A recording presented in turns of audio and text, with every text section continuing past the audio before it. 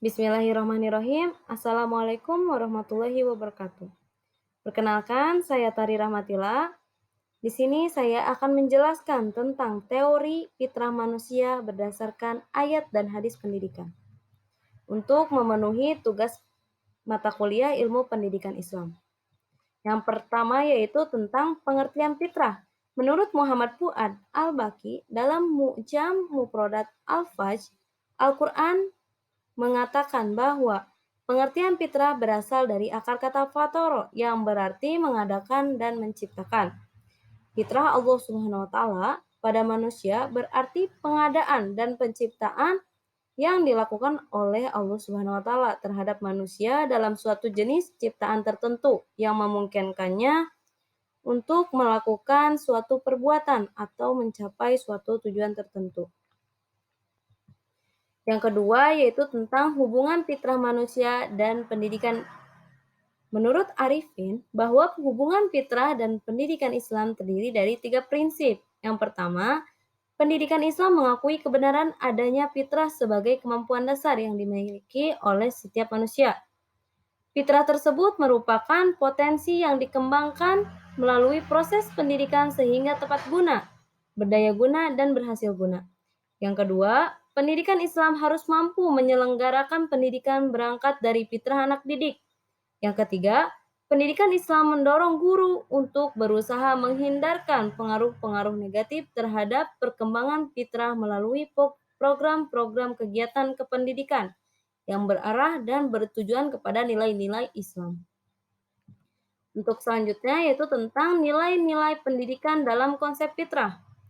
Ada beberapa nilai-nilai pendidikan yang terdapat dalam konsep fitrah, di antaranya nilai ketauhidan, nilai kesetaraan, nilai keadilan, dan nilai kesabaran.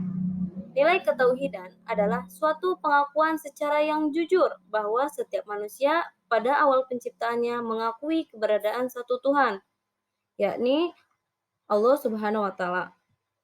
Sebagaimana yang dijelaskan dalam Al-Quran Surat Al-A'raf ayat 172 sampai 173 yang berbunyi, A'udzu billahi minasyaitonir rajim. Bismillahirrahmanirrahim. Wa id akhadha rabbuka min bani adama min zuhurihim dzurriyyatahum wa ashhadahum ala anfusihim alastu birabbikum qalu bala syahidna an taqulu yaumal qiyamati inna kunna an hada ghafilin aw taqulu innama asraqa abauna min qablu wa kunna dzurriyyatan min ba'dihim afatuhlikuna bima fa'alal mubtilun. Shadaqallahul adzim. Walaupun dalam kenyataannya, setelah lahir ke dunia, manusia berbeda-beda agama dan kepercayaan. Namun, pada dasarnya semua manusia percaya bahwa ada kekuatan lain yang melebihi kekuatan manusia. Dalam pandangan Islam, kekuatan tersebut dimiliki oleh Allah Subhanahu wa taala. Dengan demikian, fitrah bertauhid melekat kepada setiap manusia. Sebagaimana yang dijelaskan dalam surat Ar-Rum ayat 30 yang berbunyi, Bismillahirrahmanirrahim. Fa'akim wajhaka lid-dini hanifah fitratallahi allati fataran nasa 'alaiha la tabdila li khalqillah dzalika ad-dinul qayyim walakinna aktsaran nasi la ya'lamun. Shadaqallahul adzim. Pendidikan selayaknya lebih dulu menanamkan nilai-nilai ketauhidan kepada anak didik dalam proses belajar mengajar sebelum mengenalkan nilai-nilai lainnya. Karena melalui pendidikan fitrah bertauhid akan maksimal dikembangkan. Sebagaimana hadis Rasulullah Shallallahu alaihi wasallam yang terdapat dalam Sahih Bukhari, hadis nomor 1270 diriwayatkan oleh Bukhari yang berbunyi, Kullu mauludin qala Rasulullah sallallahu alaihi wasallam an Abi Hurairah radhiyallahu anhu qala yuladu 'alal fitrati fa abawahu yuhawidanihi aw yunasiranihi aw yumajjisanihi. yang artinya setiap anak yang dilahirkan dalam keadaan fitrah atau suci, maka orang tuanya lah yang menjadikannya Yahudi, Nasrani, atau Majusi. Semua manusia mempunyai kedudukan dan fungsi yang sama di sisi Tuhan. Dalam pandangan Islam, perbedaan antara manusia satu dengan yang lainnya adalah takwanya, sebagaimana yang dijelaskan dalam surat Al-Hujurat ayat 13 yang berbunyi, Bismillahirrahmanirrahim.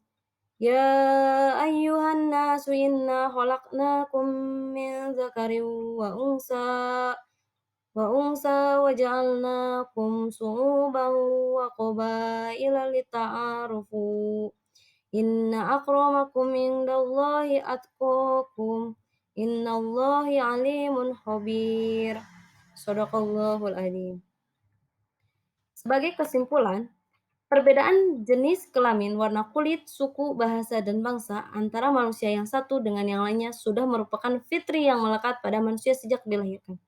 Perbedaan tersebut dimaksudkan agar manusia saling mengenal dan saling membantu antara sesamanya dalam mengelola bumi. Allah Subhanahu wa Ta'ala tidak menilai seseorang dari suku atau bangsa mana asalnya, tetapi nilai ketakwaannya lah yang menjadikan seseorang mulia di sisi Allah Subhanahu wa Ta'ala. Pendidikan diharapkan mampu menjembatani dalam menerapkan nilai-nilai kesetaraan dan keadilan dalam kehidupan manusia sehari-hari. Mungkin cukup sekian yang dapat saya sampaikan. Wabillahi taufik wal hidayah. Wassalamualaikum warahmatullahi wabarakatuh. Terima kasih.